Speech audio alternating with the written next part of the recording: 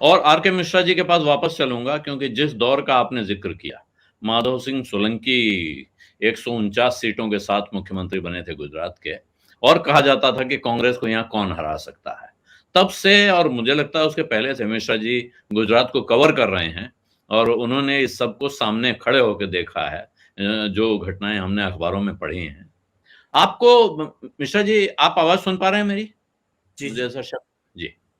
आपको क्या ये परिस्थिति दिख रही है? आम आदमी पार्टी और कांग्रेस पार्टी एक दूसरे को काटेंगे और भारतीय जनता पार्टी के लिए रास्ता आसान बनाएंगे, या कोई इक्वेशन ऐसा है जिसमें ये दोनों अलग-अलग भारतीय जनता पार्टी को नुकसान पहुंचाएंगे? मिलकर चुनाव लड़ेंगे, इसकी संभावना बिल्कुल मुझे नहीं दिखती है। लेकिन चुनाव लड़ने के बाद एक साथ खड़े हो सकते हैं। दोनों की ये हैसियत बन सकती है कि मिलके भारतीय जनता पार्टी को पोस्ट पोल अलायंस में, पोस्ट पोल इक्वेशन में हरा सके। मैं आलोक जी, मयूर भाई की बहुत सी बातों से इत्तेफाक रखता हूं, मैं एग्री करता हूं।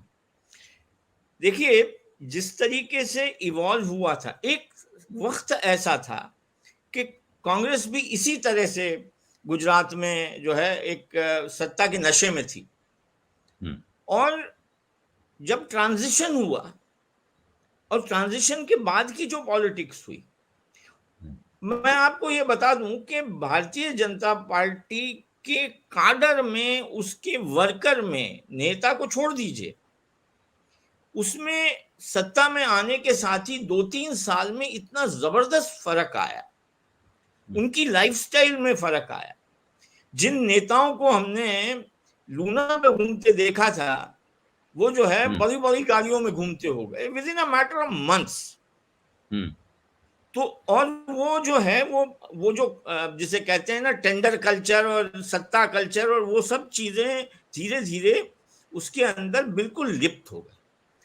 तो वही चीजें, और उसी के साथ साथ जो है उनका मीडिया से इंटरैक्शन का तरीका ढब बदल गया। नरेंद्र मोदी जी का खुद का ढब बदल गया। मतलब इसके मैं कई दृष्टांत दे सकता हूं। हर साल मुख्यमंत्री जी, नरेंद्र मोदी जी के आने के बाद मुख्यमंत्री जी जो थे अपने घर पर एक भोजन रखते थे।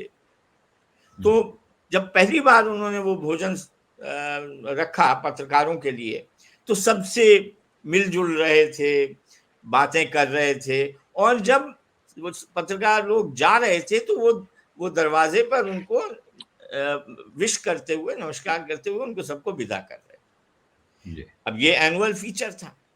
फिर धीरे धीरे क्या हुआ कि बीच में एक स्टेज सा छोटा सा बना दिया गया, उसमें एक दो उनके चुनिंदा मंत्री और एक दो चुनिंदा पत्रकार वो वहां बैठ करके भोजन करते थे, और बाकी पत्रकार अपना घूम फिर के करते थे।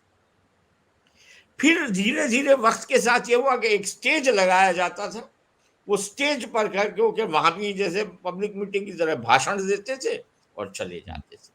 पत्रकार आए गए, खाया और अपना चल दिए। भोजन समारोह बहुत बढ़िया होता था, लेकिन इंटरैक्शन का दर घटता चला जा रहा है। तो इस तरीके से वो जो दूरी ऊपर भी और नीचे भी दिखाई देने लगी। तो और नरेंद्र मोदी जी के टाइम में वो इंटेंस हो गई।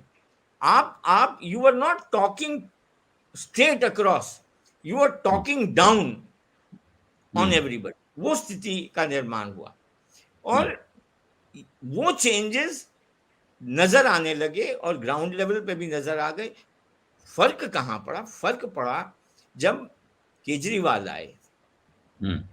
केजरीवाल आकर के उन्होंने ग्रास रूट पे जिस तरीके से मिलना विलना, फ्रेटरना, जो मोदी जी पहले करते थे, मोदी जी का वो पहले रहता था, बड़ा इंटरैक्टिव वो रहता था। लेकिन वो वक्त के साथ जैसे जैसे, और हमसे ही नहीं, उनके अपने नेताओं से, जिन लोगों के साथ उन्होंने, समझ लीजिए कि स्कूटर पर बैठ करके वो घूमा करते थे, ऐसे उनके असिस्टेंट्स के साथ, जिनके साथ उन्होंने अरसों गुजारा होगा, वो खुद धीरे धीरे साइडलाइन होते चले गए सबके सब। तो इस तरीके का एवोल्यूशन हुआ है, और वो एवोल्यूशन जो आप देख रहे हैं वो आज प्रॉब्लम का कारण है।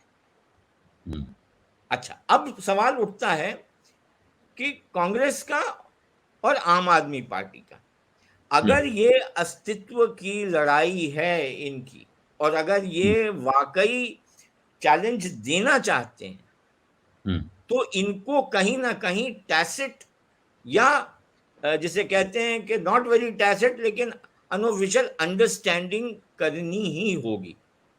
क्योंकि अगर वो नहीं हुआ और बीजेपी वापस सत्ता में आई गुजरात में, तो वो इन लोगों को बिल्कुल तोड़ देगी। जैसे उनका स्टाइल रहता है, बड़ा प्रिडिक्टेबल स्टाइल है। मैं हमेशा ये कहता हूं कि नरेंद्र मोदी जी और उनकी BJP is very predictable in its unpredictability. हर चीज आपको अब जैसे राहुल गांधी आने हैं, तो हमको मालूम है कि बड़े अखबारों में 2 पन्ने की बड़ी बड़ी ऐड आएगी, ये मालूम है।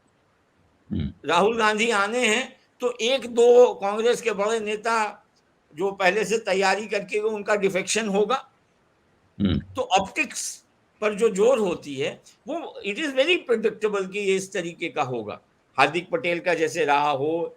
और यहां पर इफेक्ट क्या हो रहा है, इफेक्ट हो रही है नेशनल कांग्रेस को जो थोड़ा सा डैमेज कर रही है वो है उनकी नेशनल लेवल की पॉलिटिक्स का जो ओवरशैडो पड़ रहा है गुजरात में।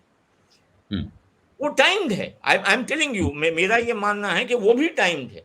गुलाम नबी आजाद के स्टेटमेंट्स आप देखिए कि वहां प्रेस कॉन्फ्रेंसेस पे कांग्रेस का कुछ मेजर फंक्शन कुछ होने जा रहा होता है तभी वो कुछ बोलते हैं, उसके साथ टाइम करते हैं। तो कहीं ना कहीं हम लोग ये चीजें बहुत देख चुके हैं यहाँ, लिहाजा हमको समझ में आ जाता है कि वो इस चीज से ले रहे हैं। लेकिन ग्राउंड लेवल पे जब नरेंद्र मोदी इतना दौड़ रहे हैं, अमित शाह दौड़ रहे हैं, केजरीवाल दौड़ रहे हैं, राहुल गांधी की एब्सेंस नोटिस की जा रही है। वो लास्ट जब आए थे और उसके बाद अब आए हैं, जो भी कारण रहा हो उनकी टीम उन्होंने बनाई है। उसके साथ में मैं ये भी कहूंगा जोशी जी कि बेसिक एक जो कैरेक्टर है, एक बेसिक तबका है जो कांग्रेस को वोट करता है, और वो उसने 2002 में भी किया था। 51 सीट एक अलग चीज है, लेकिन अगर मैं वोटिंग परसेंटेज की बात करूं तो कहीं ना कहीं 39.28% के आसपास कांग्रेस को वोट मिला था, जो 40% के आसपास वोट है, इसका मतलब है जी।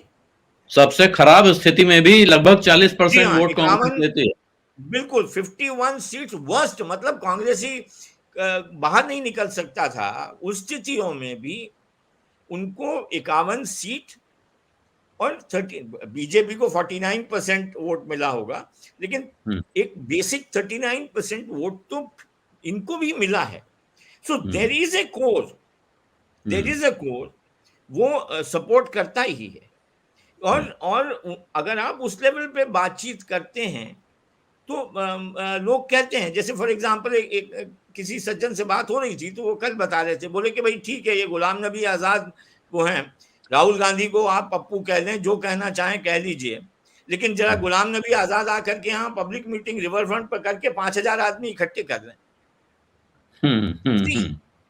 द पॉइंट हियर इज, तो ये इसके साथ मिश्रा जी एक सवाल जोड़ूंगा जो मयूर भाई ने कहा कि तीनों पार्टियों में से एक के पास भी मुख्यमंत्री का कोई चेहरा नहीं है जिसको सामने खड़ा करके चुनाव लड़ सके। मयूर भाई ने बिल्कुल सही कहा है, मयूर भाई ने बिल्कुल सही कहा है। भारतीय जनता पार्टी के पास भी नहीं है, और भारतीय जनता पार्टी की तो स्थिति ऐसी हो गई है, ऐसी स्थिति हो गई है कि मुख्यमंत्री जी को भी कुछ घंटों पहले या ज्यादा से ज्यादा एक दिन पहले पता चलता है कि उनको अपने कैबिनेट के 2 मंत्रियों के पास से पोर्टफोलियो लेने हैं।